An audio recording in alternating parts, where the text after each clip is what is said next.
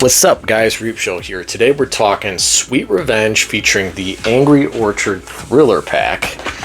It's been hard to track down. I've been checking Walmart, Target. They all say they have it online, but when you go there, all I've been seeing is the summer pack. So I finally found it at Meijer's. Hopefully you guys have Meijer's near you. They've got 4 varieties here: Berry Bewitched, Blood Orange, Headless Pumpkin, and Sinful Apple. Gonna do a quick taste test of the Blood Orange here. So here is the Angry Orchard Blood Orange. I might do a short, where I tried the other varieties, but let's try it out here. Pretty good. That's pretty good. I like Angry Orchard. Yeah, love the can. We'll get into it. We'll get into this here. So let's get into this here. After a long 16-year absence, Jason finally makes his return in this 15-minute vignette, sponsored by Angry Orchard and brought to us by the Jason Universe. Now, this will be spoiler heavy. Obviously, this is a 15-minute vignette. If you haven't seen it, check it out. Come back. This is also directed by Mike P. Nelson, who did the Wrong Turn remake in 2021 and did he did a segment in VHS 85. He's also going to be doing the Silent Night Deadly Night remake with Corey Cunningham himself, so pretty excited about that. All right, so let's start off with the positives. I'm going to go positives, negatives, mixed aspects, and then I'll get into my overall thoughts here. First and foremost, I think that they do a pretty good job of capturing the Friday aesthetic. Nice set design. Really enjoy the nod to the original Crystal Lake sign. The wording is different, but the design of it is very similar. The Manfredini inspired score, love it, absolutely love it. Get your Crazy Ralph character, Harold. He does it. The thing is I really enjoy the cheesiness that they kind of bring to the table here. I really do enjoy that. I feel like that's kind of part of the DNA of a Friday film, with a hint of sleaziness. Now, you get that Harold character and he's spying on Eve, right? So you get that, and then also you get, Eve alludes to skinny dipping with her boyfriend or fiance. Overall, the acting is fine. It's not. It doesn't wow me, but I wouldn't say it's like distractingly bad. And again, the cheesiness, it's a warm welcome for me. It's part of the DNA of what makes a Friday film, even though this is only 15 minutes. I also appreciate the fact that the characters visually look like real people, as opposed to the remake that they just look like Abercrombie models, which, again, love the remake, but I kind of hate that aspect of it. The gore and kills are pretty good, considering the fact that, they have confines with YouTube here. I think that they work around those restrictions pretty well. Most of the kills are aftermath kills, but you get some pretty, the gore itself is pretty good, and then, you get the boat propeller kill as well. So overall, I thought the gore was pretty good. The fact that this is a short on YouTube with those restrictions and that they were able to do that, and I think that they did a solid job with that. Interesting expansion of the lore with Eve drowning, and then you get she's essentially an undead zombie akin to Jason. I'll kind of talk about more of that within the mixed element, but I do think it's a positive because I like the fact that they're doing something different, but we'll kind of get into my further thoughts on that when I get into the mixed elements.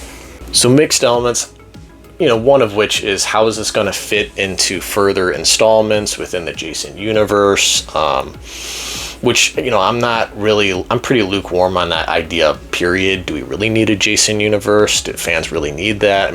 I'm not really looking for that. I'm kind of just more, I just want to see a new movie featuring Jason killing people and the Friday DNA. Also, in terms of mixed, Jason's design overall, I'll get into the mask, don't worry about that. But his overall design, it's interesting because the actor is like 6'4" apparently, and yet he did not feel 6'4". He felt kind of small, and he felt pretty, I'd say he felt smaller than Brooker or Ted White. I mean, you know, and it's weird to me that he's 6'4". I feel like that's kind of just the way he was shot in this feature here. And so yeah, they didn't really do him too many favors in terms of the way he was shot.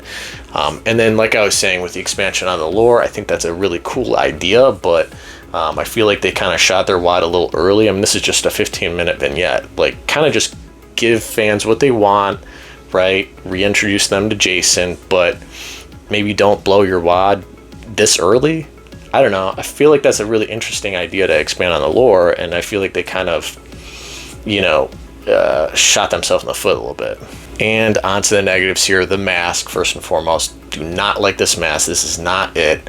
Yeah, this does not feel like Jason. Again, like, the mask it's too big. I don't like the design of it. I don't like the rectangular eyes. I don't like the fact that it's 13 holes. I feel like it just looks weird.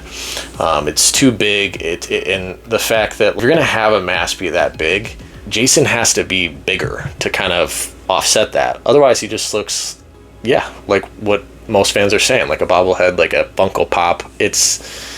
It's weird, you know. And then again, his design is just kind of lackluster. Overall, it's great to see Jason back. I like the fact that we're probably going to be getting a film. I'm hoping that it's called Friday the 13th, you know, and not just Jason something, right?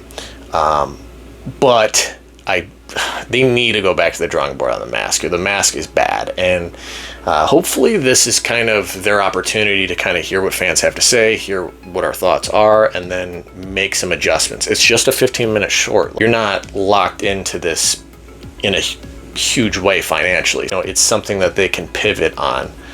They can have more than one mask. I mean, the only trouble is the fact that they've already sent these, you know, they have the Spirit Halloween masks of this mold, and it's like, you know, but whatever, just change it up, make it look a little bit better, make it smaller. Even if it was just smaller, it wasn't so big, I feel like that alone would help.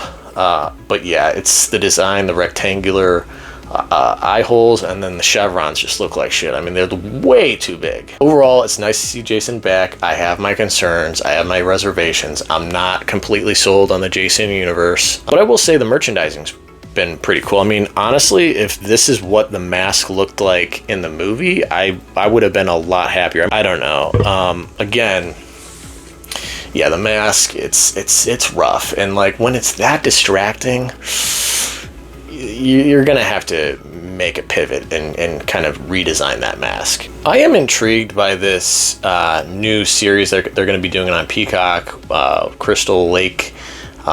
Looking forward to seeing what happens there.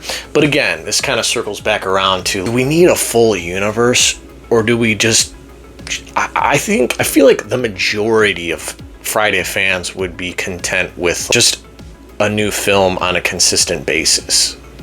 I don't know. I feel like that's enough. I think they're kind of rethinking the wheel here, and it's just like, just give us a solid Friday film. I mean, you know, I don't know. I'm looking forward to it. At least it's new content for Friday the 13th. Absolutely love this franchise. I honestly can't even believe that we've gotten anything. For me, this is not quite at the level of Never Hike Alone. You know, those are solid as fuck. I mean, I absolutely love those fan films. 2 is the best, 1 is close behind it, and then Never Hike in the Snow is probably the weakest, only because it's so short compared to those two. But yeah, again, lukewarm. I think that it's interesting to see Jason back. They make some pivots. I don't know if that's going to pay off. You know, we'll just have to see kind of what happens next. The Split Orange is pretty good, actually. So what do you guys think? Are you sold on the Jason universe? Are you happy with Sweet Revenge? Let me know in the comments. That's it for now. Stay tuned for more. Peace, guys.